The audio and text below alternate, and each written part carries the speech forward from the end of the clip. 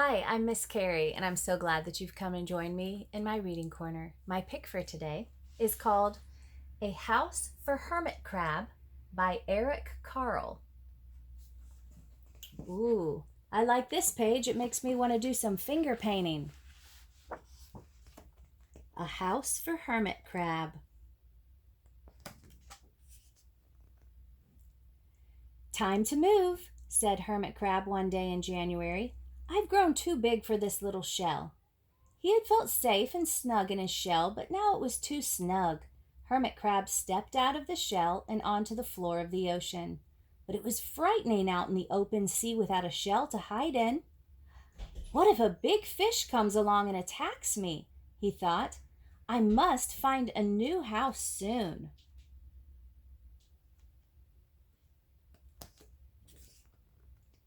Early in February, Hermit Crab found just the house he was looking for. It was a big shell and strong. He moved right in, wiggling and waggling about inside it to see how he felt. It felt just right. But it looked so plain, thought Hermit Crab. In March, Hermit Crab met some sea anemones. They swayed gently back and forth in the water. How beautiful you are, said Hermit Crab. Would one of you be willing to come and live on my house? It is so plain, it needs you. I'll come, whispered a small anemone. Gently, Hermit Crab picked it up with his claw and put it on his shell. In April, Hermit Crab passed a flock of starfish moving slowly along the seafloor.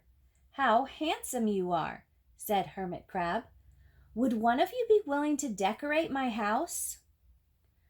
I would, signaled a little sea star. Carefully, Hermit Crab picked it up with his claw and put it on his house.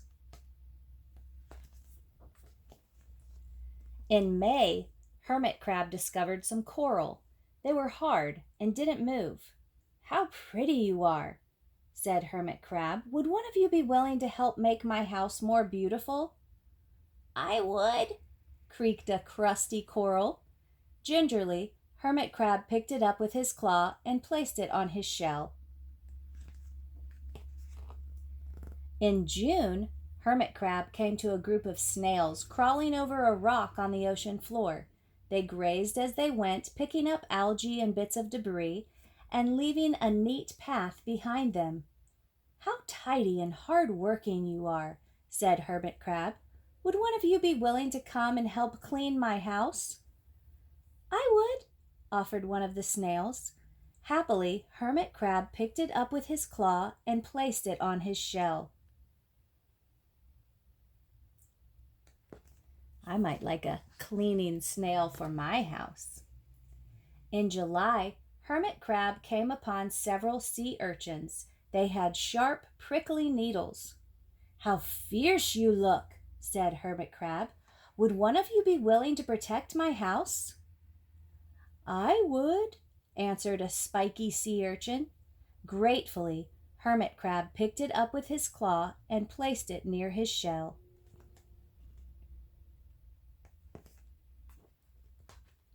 In August, Hermit Crab and his friends wandered into a forest of seaweed. It's so dark here, thought Hermit Crab. How dim it is, murmured the sea anemone. How gloomy it is, whispered the starfish. How murky it is, complained the coral. I can't see, said the snail. It's like night time, cried the sea urchin. In September, Hermit Crab spotted a school of lanternfish darting through the dark water. How bright you are, said Hermit Crab. Would one of you be willing to light up our house? I would, replied one lanternfish, and it swam over near the shell.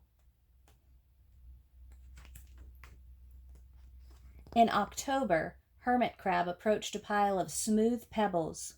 How sturdy you are, said Hermit Crab. Would you mind if I rearranged you? Not at all, answered the Pebbles. Hermit Crab picked them up one by one with his claw and built a wall around his shell. "Now my house is perfect," cheered Hermit Crab. But in November, Hermit Crab felt that his shell seemed a bit too small. Little by little over the year, Hermit Crab had grown. Soon he would have to find another bigger home. But he had come to love his friends, the sea anemone, the starfish, the coral, the sea urchin, the snail, the lanternfish, and even the smooth pebbles. "They have been so good to me," thought Hermit Crab. "They are like a family. How can I ever leave them?" In December, a smaller hermit crab passed by. "I have outgrown my shell," she said. "Would you know of a place for me?" "I have outgrown my house too," answered Hermit Crab. "I must move on. You are welcome to live here, but you must promise to be good to my friends." "I promise," said the little crab. The following January, Hermit Crab stepped out and the little crab moved in. "Couldn't stay in that little shell forever," said Hermit Crab as he waved goodbye. The ocean floor looked wider than he had remembered, but Hermit Crab wasn't afraid. Soon he spied the perfect house, a big, empty shell. It looked, well, a little plain, but sponges, he thought. Barnacles, clownfish, sand dollars, electric eels. Oh, there are so many possibilities. I can't wait to get started.